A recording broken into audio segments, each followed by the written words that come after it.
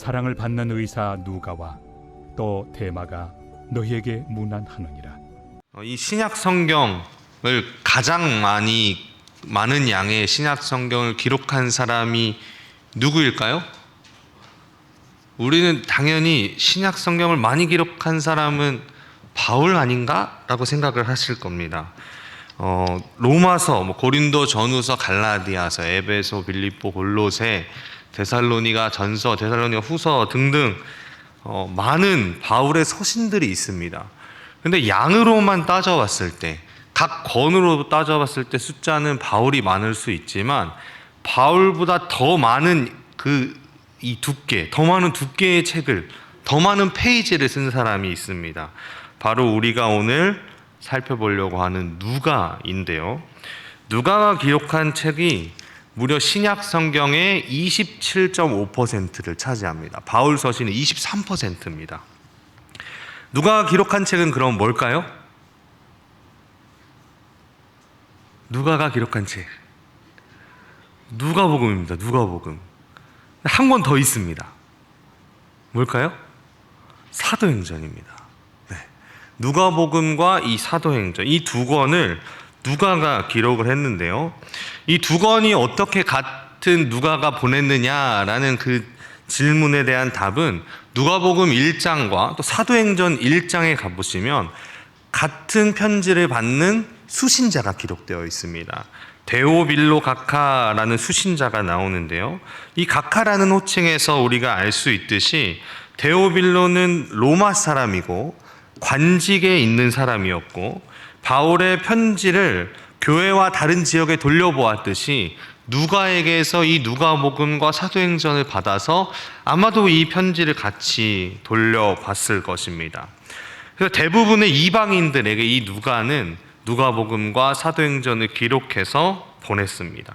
예수님의 시작부터 마지막 예수님을 만난 제자인 사도 바울까지, 사도 바울이 죽는 그 순간까지 자세하고 종합적으로 기록하는 이 누가는 자신의 이름은 비록 이 누가복음과 사도행전 안에서는 숨겼지만 제자들의 행적을 아주 자세하게 남겨놨습니다.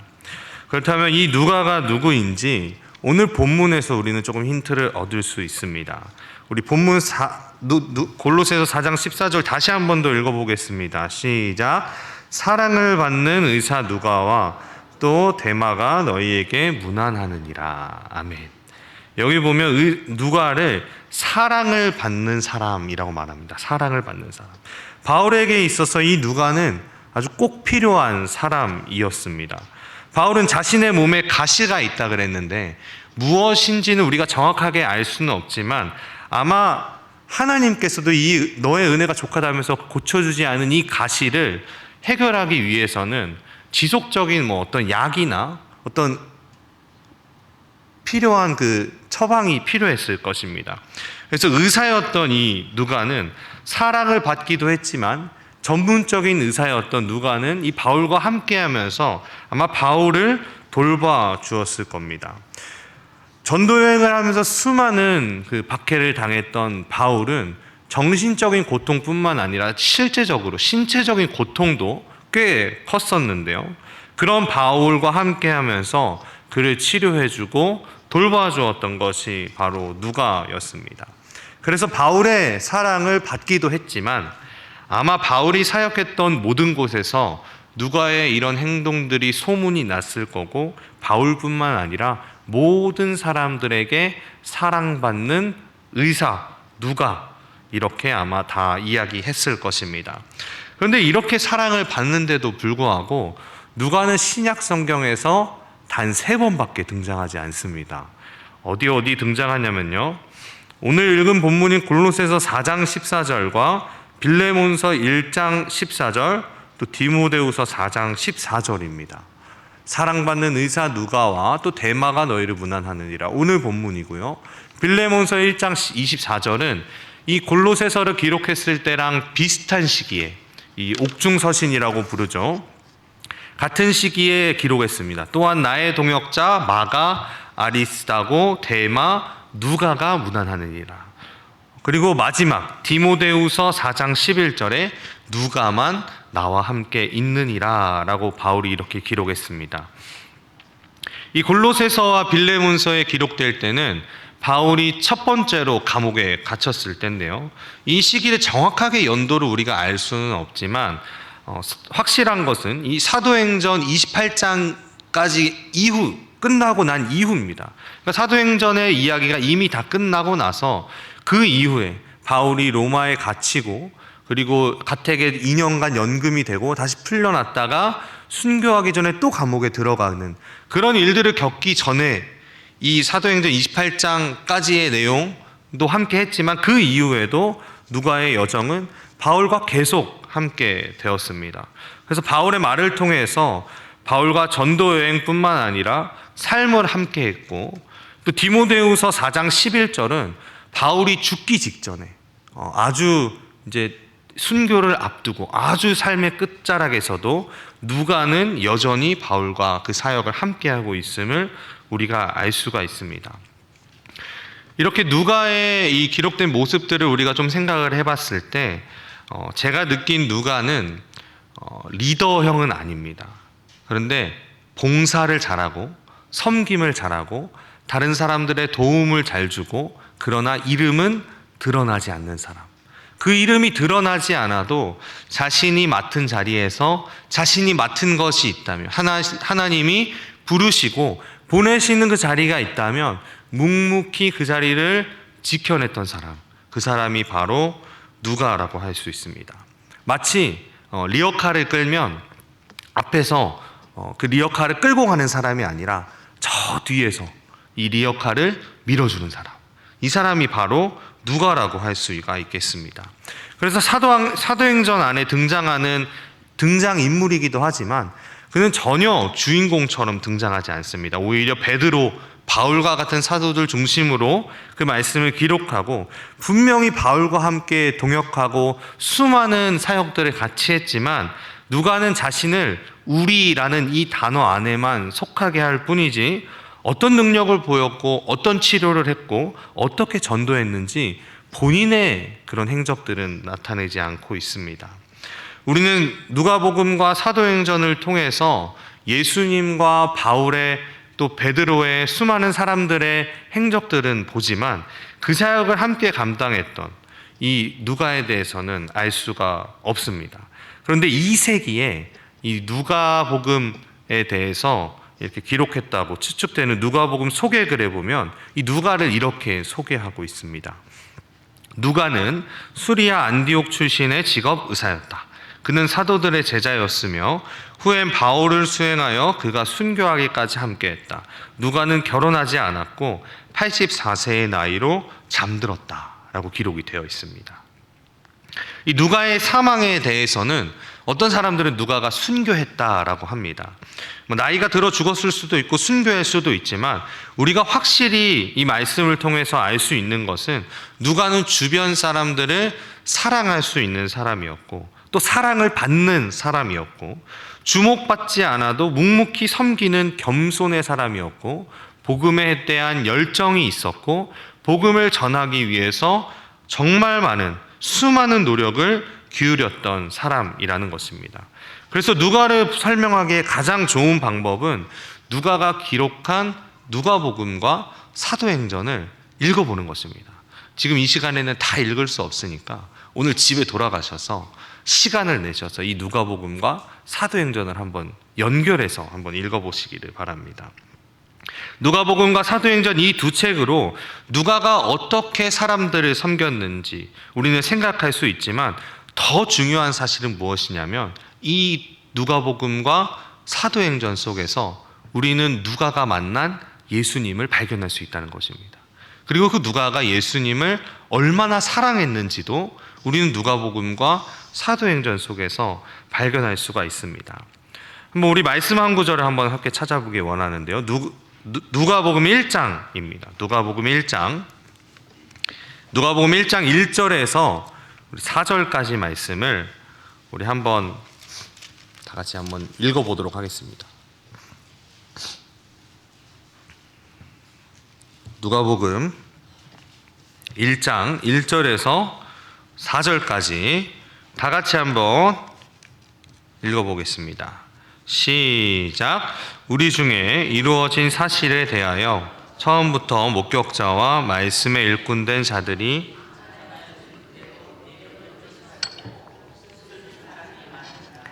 그 모든 일을 근원부터 자세히 미루어 살핀 나도 데오빌로 각하에게 차례대로 써 보내는 것이 좋은 줄 알았노니 이는 각하가 알고 있는 바를 더 확실하게 하려 함이로다. 아멘.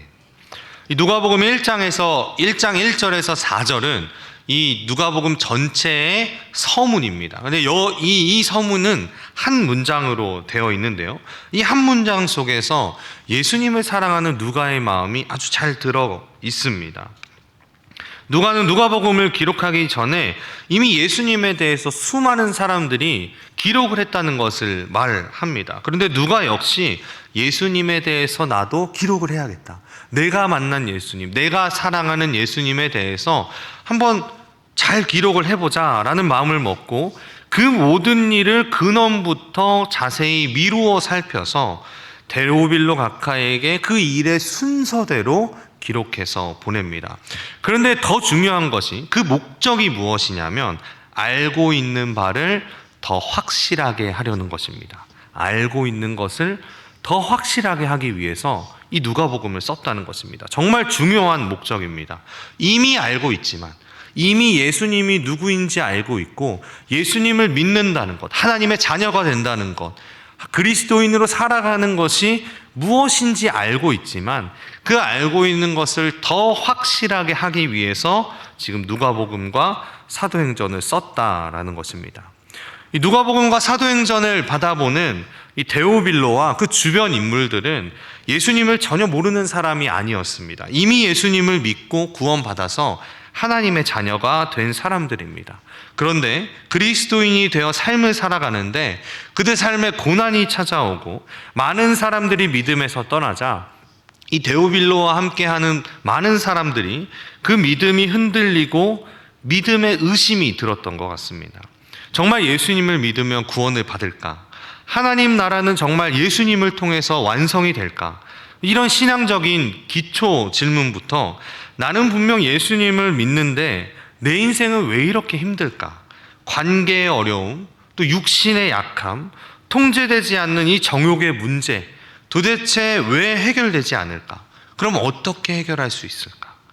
와 같은 실제적인 이런 문제에 누가가 누가복음과 사도행전을 통해서 대답을 해주고 있습니다. 그래서 이 누가복음과 사도행전을 우리가 다 읽고 나면 우리는 이런 결론을 내릴 수가 있습니다. 예수님은 분명 유대인과 이방인, 온 세상 사람들에게 기쁨의 소식을 주시는 분이다. 그분이 바로 예수님이다. 그리고 놀랍게도 그 일은 2000년이 지난 지금도 여전히 진행되고 있습니다. 우리에게 복음이 전해졌고 이제 우리도 이 기쁜 소식을 통해서 수많은 사람들이 예수님을 사랑하고 믿고 전하고 따랐던 것처럼 우리도 그렇게 살고 있습니다. 그런데 우리 역시도 우리 믿음이 흔들릴 때가 있습니다. 세상의 힘든 일들과 또 내 육신의 약함과 또 죄 가운데 넘어질 때마다 우리는 내가 과연 예수님을 잘 믿고 있을까? 내가 믿는 이 신앙이 제대로 된 건 맞을까? 라는 그런 고민들을 한다는 것이죠. 그 고민의 정답은 바로 예수님께 있습니다. 그렇다면 어떻게 이 길다고 하면 길고 짧다고 하면 짧은 이 인생 속에서 예수님을 흔들리지 않고 우리가 살아가면서 살 수 있을까요? 제가 신학을 배우면서 기억에 남는 몇 개의 수업들이 있었는데 그중 하나가 역사 신학 수업이었습니다. 역사 수업. 말만 들어도 되게 별로시죠. 제가 이 수업을 기억이 나는 것은 이 수업에서 점수를 잘 받았기 때문이 아닙니다. 굉장히 많은 고생을 했습니다. 이 역사 신학 수업에서 가장 많이 했던 것 중에 하나가 뭐냐면 연도를 외우는 일이었습니다.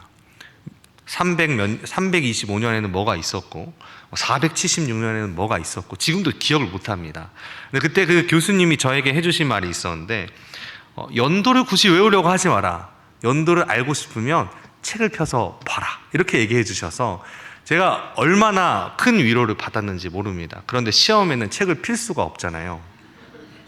그래서 점수를 잘 받지는 못했습니다.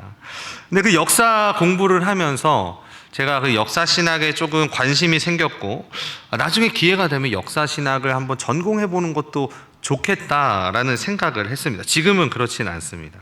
근데 왜 그때 그런 생각을 했냐면, 그 역사, 기독교의 2000년이 더 되는 4000년, 6000년이 되는 이 역사를 공부하면서 역사를 보면 볼수록 저에게 역사가 주는 위로와 은혜가 있었기 때문입니다. 앞서 살았던 그 신앙의 선조들이 어떤 어려움과 어떤 문제들을 만났을 때 그 문제들과 어려움 앞에서 어떻게 이겨냈는지, 그런 일들을 제가 보면서 나랑 다르지 않은 사람들이구나, 예수님을 믿는 사람이라면 이렇게 살아야 하는구나 라는 위로와 은혜를 받았기 때문입니다. 그 신앙을 또 어떻게 하면 지킬 수 있는지 지혜도 얻을 수가 있었습니다. 역사는 정말로 중요합니다.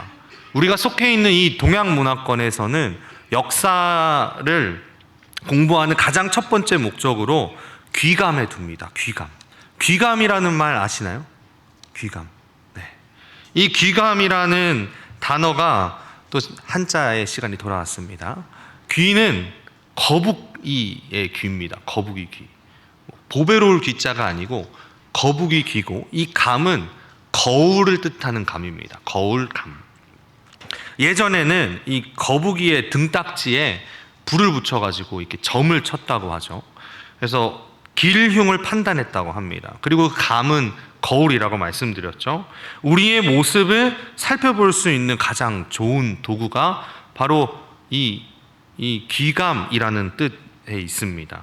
그래서 역사를 통해서 귀감을 찾는다는 것은 미래를 점치겠다는 뜻이 아니라 과거에 있었던 일들을 내가 비춰보면서 지금 내 모습이 아름다운지 아름답지 않은지 역사 속에 일어났던, 과거에 일어났던 일들을 통해서 내 모습을, 현재의 내 모습을 확인한다는 것입니다. 내가 정말로 이 역사 속에서 거울로 삼아서 본받을 만한 모범이 있는지 찾는 작업이 바로 역사를 공부하는 것입니다. 그래서 이런 말도 있죠. 역사를 잊은 민족에게는 미래가 없다.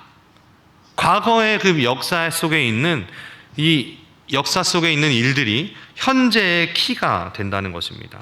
그렇다면 그리스도인인 우리는 역사 속에서 우리의 귀감을 찾아야 합니다. 놀랍게도 누가가 기록한 누가복음과 사도행전은 역사책과 조금 비슷한 부분들이 있습니다. 이 책 안에서도 우리는 분명히 귀감, 본이 되는 분을 찾을 수 있다는 것입니다. 누굴까요? 예수님입니다. 맞습니다. 2000년 동안 비록 시대는 다르고 환경과 삶의 모양과 방식은 다르지만 이미 같은 신앙을 따르는 선조들이 겪은 일들이 바로 역사처럼 이 누가복음과 사도행전 안에 기록되어져 있습니다. 우리의 삶의 방향, 우리가 현재 겪고 있는 수많은 어려움들, 문제들은 어떻게 해결해 나갔는지 이 역사책과 같은 누가복음, 사도행전에서 우리는 발견할 수가 있습니다. 그리고 누가는 아주 명확하게 이 문제를 해결하기 위해서 우리가 달려가서 우리의 본보기로 삼아야 할 분은 예수님이다 라고 못 박아 이야기하고 있습니다. 누가는 예수님에 대해서 아주 자세하게 기록했습니다. 예수님이 태어나기 전부터 태어난 직후, 유아기 어린 시절, 또 수많은 사역들과 가장 중요한 십자가의 죽음, 부활, 승천까지 누가는 다른 마태마가, 요한복음에 나오는 그 내용들보다 더 많은 이야기를 기록했습니다. 사도 요한은 더 많은 이야기를 기록하려다가 이 많은 이야기를 기억하려면 책이 부족하다 하면서 기록하지 않았습니다. 그런데 누가는 그 양을 조금이라도 더 쓰고 싶은 마음에, 내가 사랑하는 그 예수님에 대해서 조금 더 이야기하고 싶은 마음에 쓰다 보니까 이렇게 많은 신약 성경의 이 페이지를 기록하게 되었습니다. 제가 생각할 때 예수님의 삶과 성품을 아주 자세하게 기록한 이 누가복음은 예수님을 더 가깝게 만날 수 있는 안내 책자입니다. 그리고 예수님의 삶과 성품을 담기 위해서 사도들이 그렇게 노력하고 복음을 전했던 이 사도행전은 예수님을 닮아갈 수 있는 방법을 배울 수 있는 가이드북입니다. 그렇다면 이 시간 한번 재밌는 시간을 좀 가져보려고 합니다. 나눠드린 유인물을 보시면 유인물 오른쪽에 빈 공간이 하나 있을 겁니다. 찾으셨나요? 유인물? 빈칸이 여기 있는데요. 이 빈칸에다가 이 시간 한번 안내 책자를 우리가 한번 써보는 겁니다. 내가 사랑한 예수님, 내가 만난 예수님, 나를 사랑하시는 예수님에 대해서 누군가에게 전한다면, 누군가에게 이 예수님을 안내한다면 나는 어떻게 안내할 수 있을까? 누가는 비록 누가복음과 사도행전이라는 거대한 역사책을 기록을 했지만 나는 과연 어떻게 할 수 있을까? 한번 적어보는 시간을 가질 건데요. 그 첫 번째 첫 줄에 제가 빈칸을 만들어 놨죠. 이 대상은 예수님을 믿고 싶어 하는 내 주변에 사람이 있다면 그 사람을 쓰셔도 되고, 내 전도 대상자도 괜찮고, 또 가상의 인물도 괜찮고요. 아니면 여기다가 본인의 이름을 쓰셔도 됩니다. 사랑하는 익규가 알고 있는 바를 더 확실하게 하려고 이 글을 씁니다. 이렇게 하고 시작을 하셔도 좋고요. 누구의 이름을 쓰셔도 좋습니다. 지금부터 제가 시간을 드릴 텐데 한번 써보시기 바랍니다. 완벽하게 써야 나는 한다라고 하지 마시고 그냥 쓰다 말아도 괜찮으니까 한번 내가 만난 예수님에 대해서 나는 어떻게 전할까? 내가 복음서를 기록한다면 나는 어떻게 시작을 할까? 어떻게 기록할까? 거기 들어가야 할 가장 중요한 말은 무엇일까? 한번 의식의 흐름대로 한번 써보시기 바랍니다. 우리의 귀감이 되시는 거울로 삼아 본받을 예수님을 소개하는 안내 책자입니다. 어렵게 생각하지 마시고 지금부터 한 3분 정도면 아주 짧은 시간 쓸 수 있겠죠. 그럼 시간을 드리도록 하겠습니다. 시작.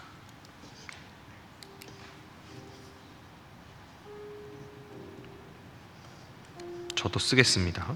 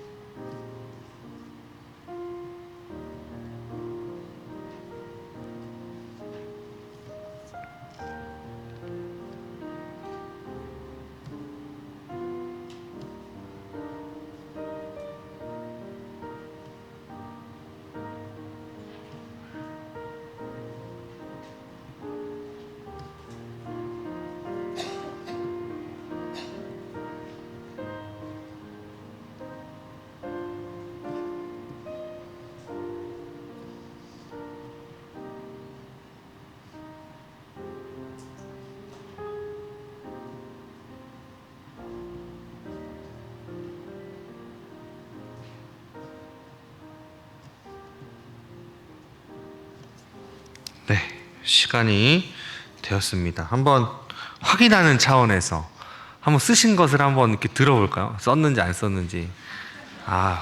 저 썼습니다. 저도 이렇게 지금 방금 보이시죠? 여기 이렇게 열심히 썼습니다.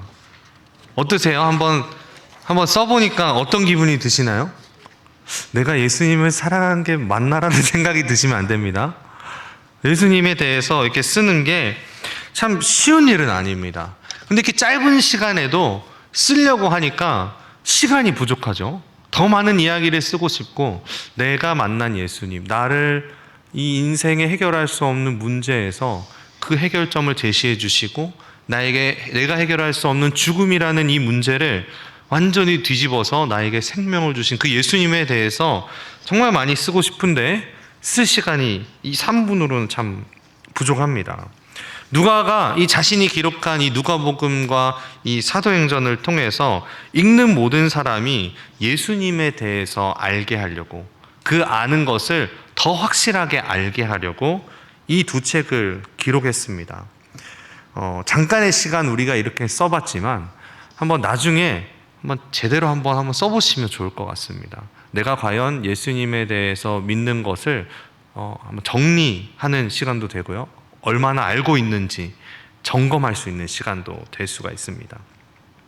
우리가 인생을 살면서 이 죽는 순간까지 해야 할 일이 두 가지가 있는데요. 이 두 가지가 다 예수님에 대해서 알고 있는 것을 더 확실하게 하는 것입니다. 첫 번째가 무엇이냐면 바로 끊임없이 말씀을 탐독하는 겁니다. 탐독. 읽는 것보다 제가 탐독이라는 단어를 쓴 것은요, 이 탐독의 뜻이 무엇이냐면 글이나 책을 즐겨 읽는 것입니다. 글이나 책을 즐겨 읽는 것. 작년 12월 15일에 우리 담임 목사님께서 쓰시는 이 엘목사와 함께라는 이 란에 올라온 글이 하나 있었는데요. 그 글 제목이 뭐였냐면 좋아하는 사람은 못 당한다입니다. 읽어보셨죠?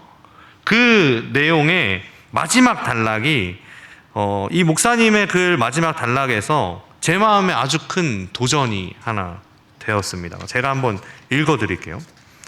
물론 하나님의 말씀을 아예 안 읽는 것보다 억지로라도 읽는 것이 좋다. 읽기 싫어도 마음을 단단히 먹고 하루 한 구절이라도 읽으려 성경을 펼치려는 마음이 귀하다. 하지만 의무감을 넘어서 이왕 읽을 때 즐겁게 읽어보자는 마음을 먹는 편이 훨씬 좋다. 그때 복이 임하기 때문이다. 연말연시 바쁜 일정 가운데에서도 큐티회를 펼쳐보자.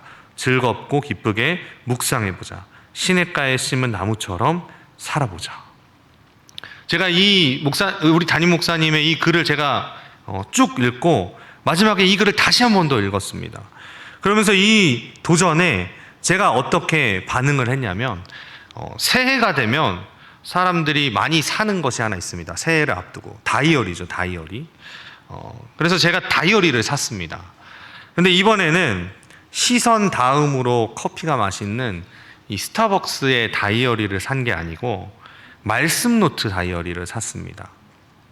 큐티 책과 또 예배 설교를 통해서 듣고 묵상한 이 말씀을 다시 한 번 더 좀 정리해보고 제 마음속에 그 말씀을 새기기 위해서 즐기는 사람을 이길 수 없다라는 이 목사님의 도전을 제가 확 받아서 제가 알고 있는 바를 더 확실하게 하고 싶은 그 마음에 저는 말씀 노트 다이어리를 사서 말씀을 읽고 있습니다. 또 예수님에 대해서 알고 있는 바를 확실하게 하는 두 번째가 뭐냐면 바로 전도입니다. 공교롭게 제가 올해 전도팀을 맡게 되었습니다. 24년을 이제 준비하면서, 사역을 준비하면서 이 전도팀을 맡게 되었다는 사실 때문에 제 마음에 한 두려운 마음이 좀 있었습니다. 왜냐하면 저에게도 이 전도는 참 쉽지 않은 일이었기 때문입니다.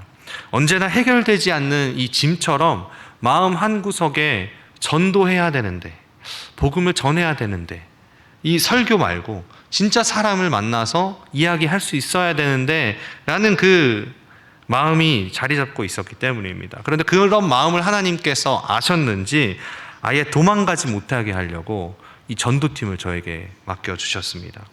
그래서 저는 개인적으로 이 2024년이 참 기대가 됩니다.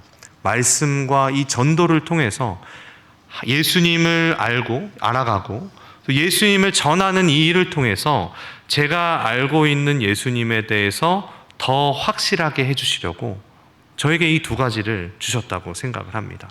예수님을 가까이 하고 예수님을 전하는 것. 이 두 가지가 바로 내가 알고 있는 예수님에 대해서 더 확실하게 하는 방법입니다.